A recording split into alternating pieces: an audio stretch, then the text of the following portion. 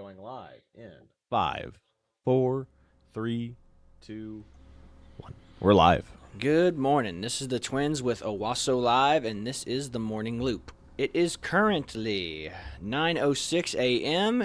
We have a temperature that is currently sitting at 67 degrees, and we got a high of 80 today. So it's going to be pretty warm out there today, folks. So dress light, dress appropriately.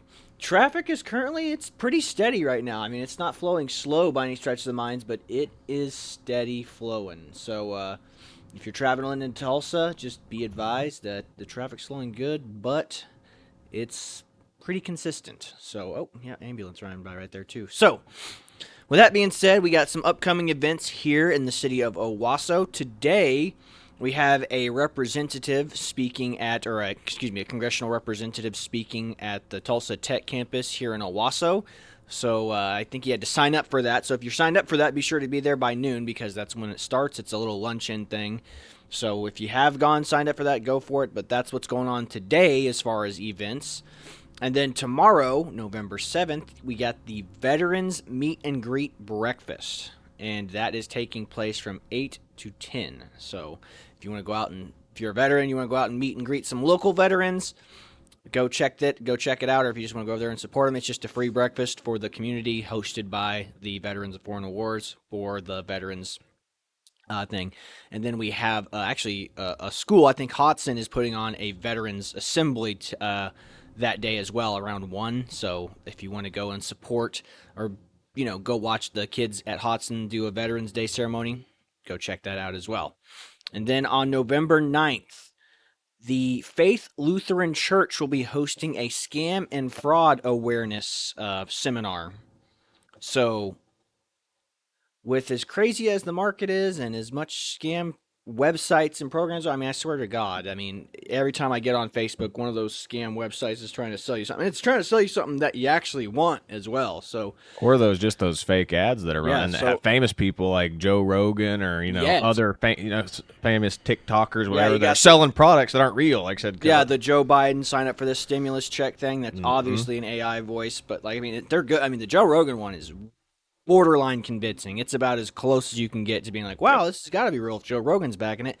So it definitely, especially if you're older and you're not really aware of the AI technology and stuff, that's hyper taken over. Yeah, it's hyper focused. I mean, it is very, very good.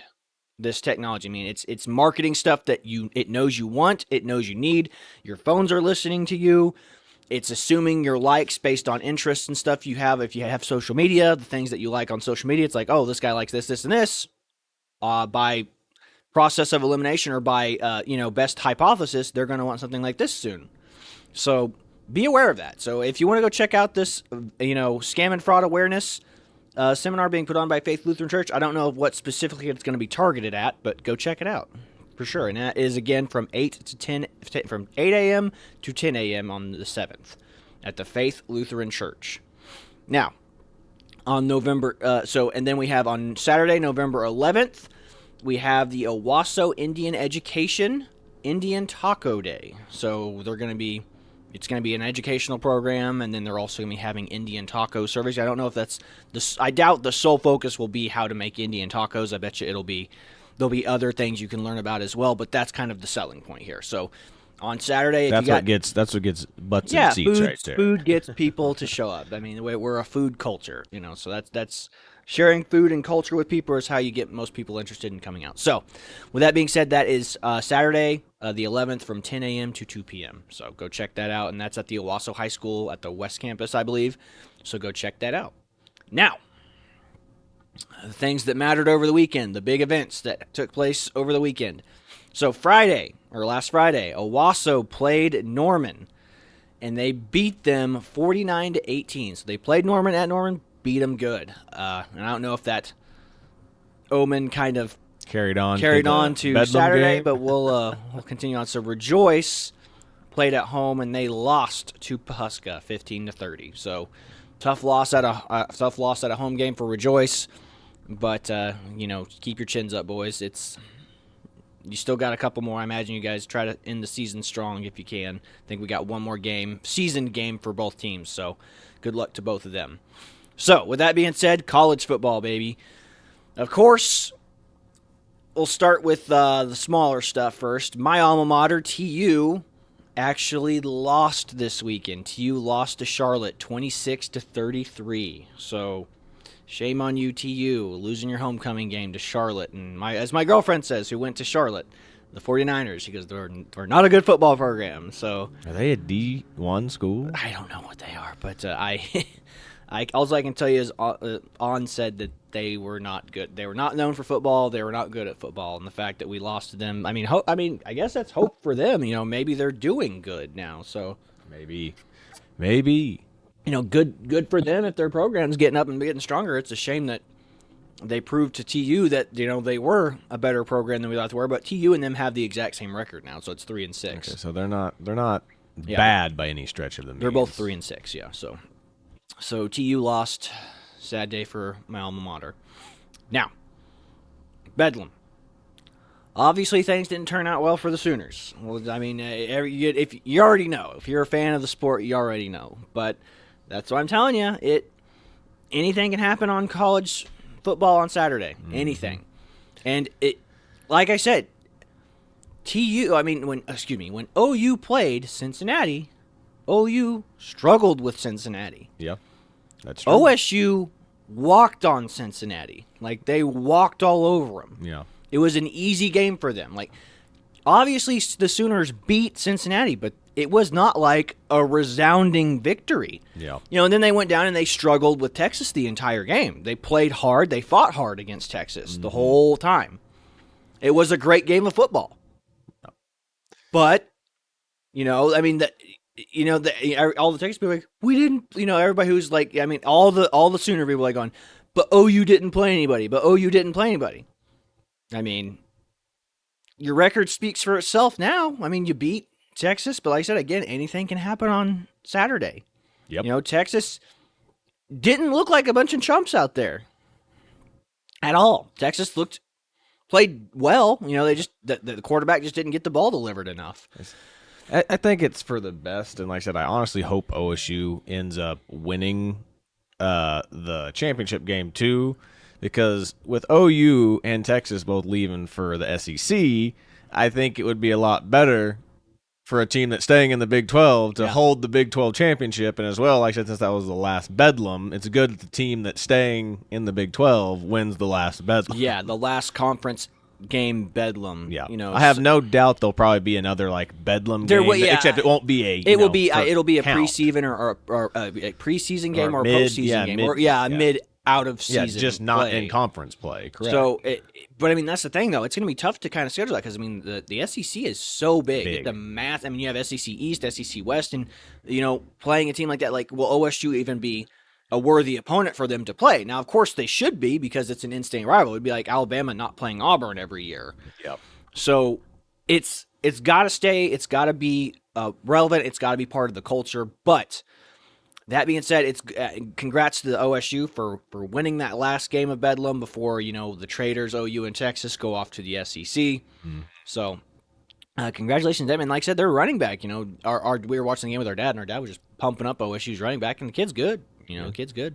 So it was impressive to watch, So good for OSU for finding, their next Barry Sanders-esque player. So yeah, that's for sure. I don't know. The Sooners did not play all that well.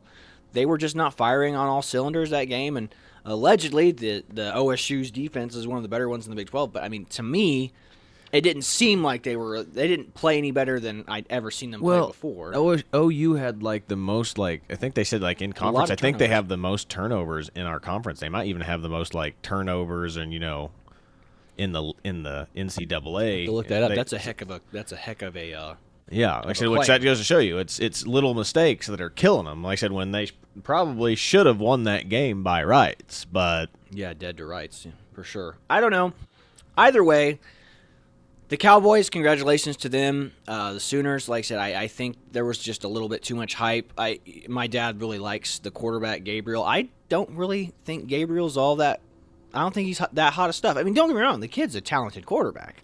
I just don't think Stands out like he's not a the other he's ones, not a standout. I think he like is. Baker Mayfield or the other Yes, couple he that doesn't came have through to me. there. To me, he doesn't have the it factor. Now, like I'm just a former high school football player and collegiate cheerleader, but so I don't know any better. But just to me, he doesn't have that it factor, that wow factor that somebody like a Baker Mayfield had. He doesn't have that. I don't think he has that next level tenacity. Now, that's not saying he can't do it. I mean, I think he can get into the NFL. He'd probably be a second or third string quarterback as for his career. But I mean, anybody could be that next Tom Brady in waiting. Mm-hmm. But I don't see it. And that's just me. Everybody was blowing up this Gabriel for a long time, and as long as he's been at OU and as long as he's been starting, I haven't seen enough to be like, oh yeah, I'm super impressed by this guy. He's had a couple of good plays, but nothing that would be like, hey, I think the Sooners are going to the playoffs this year, baby. I don't think that's the case. Definitely not now. That's after that loss to OSU. So hopefully the Sooners can finish strong and they get a good bowl game. So when they have a good, interesting, and fun bowl game, hopefully they come out on top.